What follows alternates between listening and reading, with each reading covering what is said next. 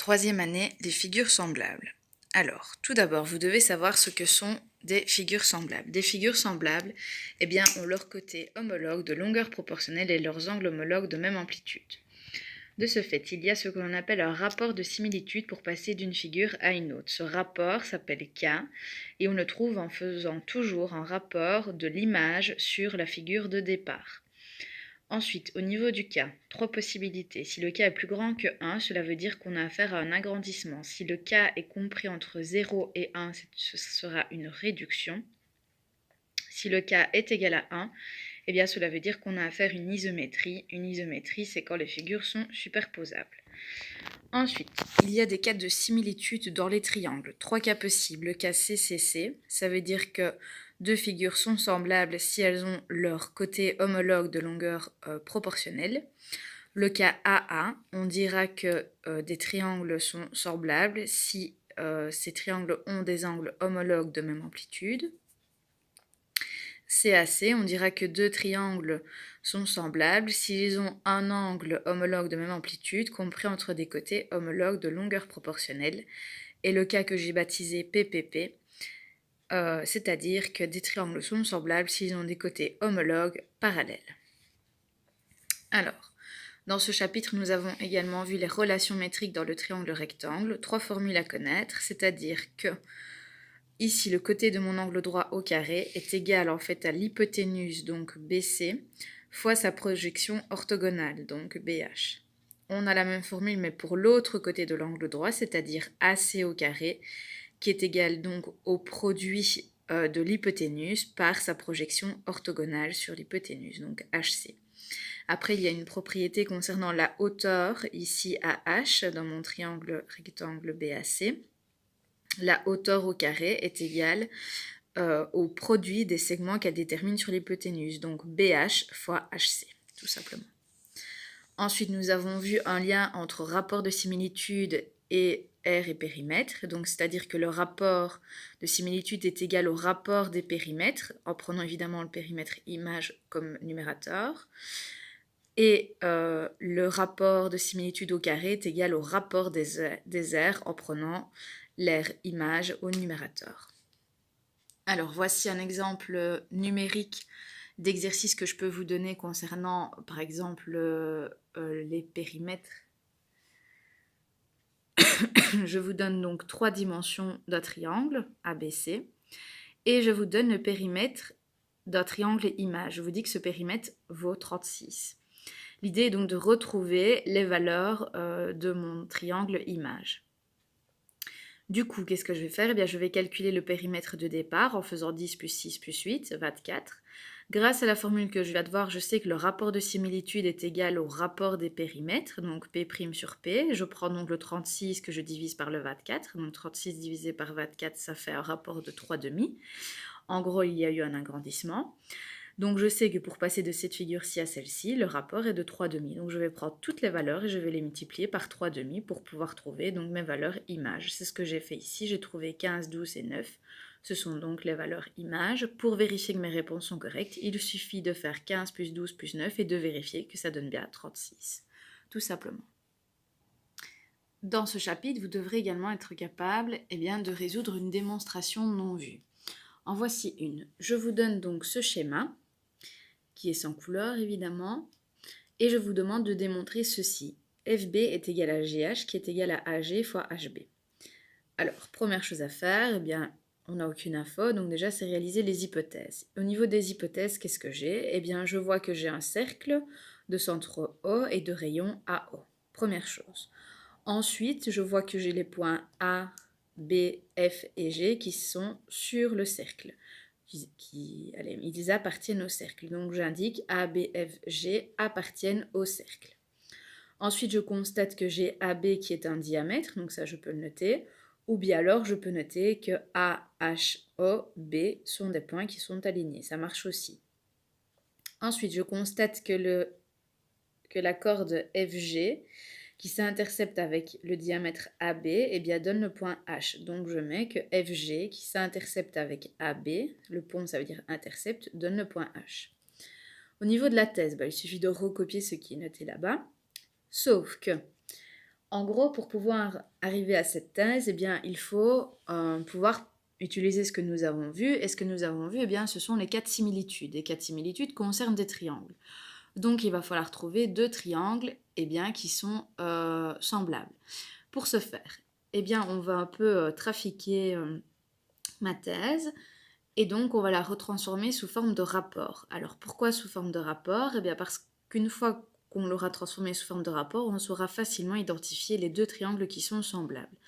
Alors, je vais utiliser une propriété des proportions qui a été vue en deuxième, mais dans l'autre sens. C'est-à-dire que la propriété dit que le produit des moyens est égal au produit des extrêmes.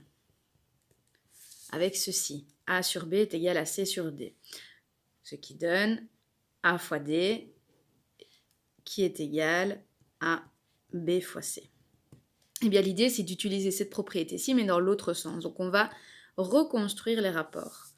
Donc, comment vais-je procéder? Eh bien, de la sorte, c'est-à-dire, je vais noter GH sur HB qui est égal à 1G sur FB. Et en fait, avec les segments ici qui sont au niveau des numérateurs, eh bien, je vais trouver un triangle. Ce triangle, eh bien, ce sera AHG. Et ici, avec HBFB, je vais trouver un autre triangle. Attention, maintenant, l'idée, c'est de trouver les sommets qui sont homologues. Eh bien, ici, si on regarde sur mon schéma, on a déjà le triangle ici AHG.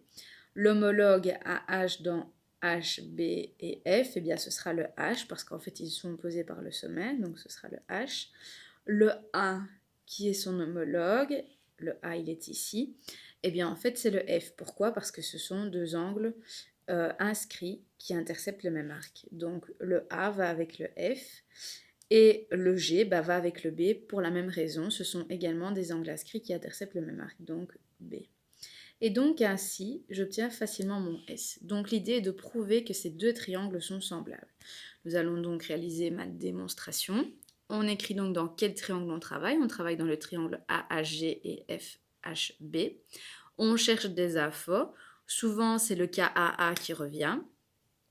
Ici, donc, j'ai déjà donné beaucoup d'informations. On a l'angle FBH qui est égal à l'angle AGH. Donc, FBH et AGH. Pourquoi? Eh bien parce que dans un cercle, 2 angles inscrits qui interceptent le même arc ont la même amplitude. On voit bien que cet angle-ci intercepte l'arc AF et FBH intercepte aussi AF.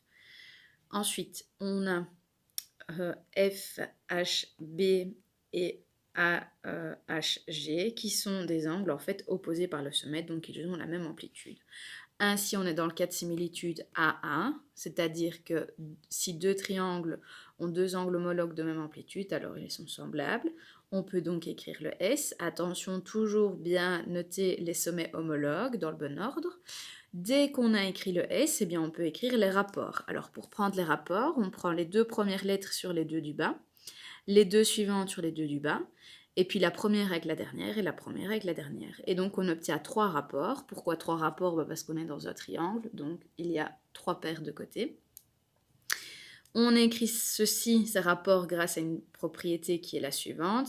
2 figures semblables ont leur côté homologue de longueur proportionnelle. Je vous rappelle que dans une démonstration, vous devez tout justifier. Après, on constate qu'on a un rapport qu'on peut éliminer. Pourquoi est-ce que je peux l'éliminer? Eh bien parce qu'ici, moi, dans ma thèse, je rappelle que c'est ce qu'on cherche, je n'ai que 2 rapports. Ce qui veut dire que je peux en supprimer un. Alors, celui que je peux supprimer, eh bien, c'est celui qui n'est pas ici, et donc ce sera AH sur FH.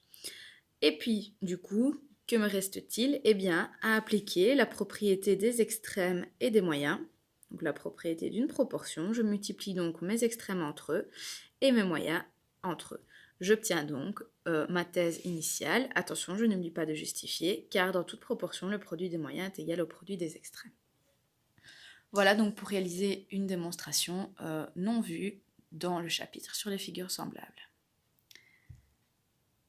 Alors, dans ce chapitre, je peux également vous demander de trouver la valeur d'un segment.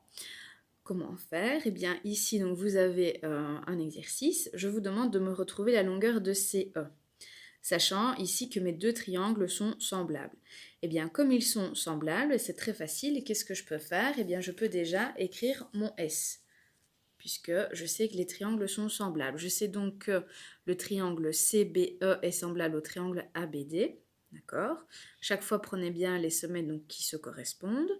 Une fois que j'ai écrit le S, eh bien, j'ai écrit mes trois rapports en prenant donc les deux premières lettres sur les deux suivantes, les deux suivantes sur les deux suivantes, première, dernière, première, dernière.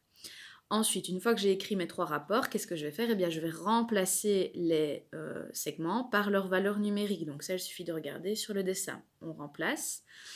Une fois qu'on a remplacé tout ça, eh bien, je constate que j'ai un rapport qui est complet, d'accord, et deux rapports qui ne le sont pas. Mais moi, ce que je cherche dans la consigne, c'était de trouver la mesure de CE. Donc, du coup, je vais supprimer le premier rapport. Il est inutile parce que je ne cherche pas CB, il ne m'apportera rien, donc je le supprime. Après, qu'est-ce que je vais faire? Eh bien, je vais utiliser la propriété des moyens et des extrêmes, c'est-à-dire que je vais ici multiplier 20 fois 18, qui va donner 360, que je vais diviser par 8, d'accord, pour pouvoir trouver CE, et CE vaudra donc 45. Voilà donc toutes les infos que vous devez connaître pour ce chapitre qui est assez conséquent.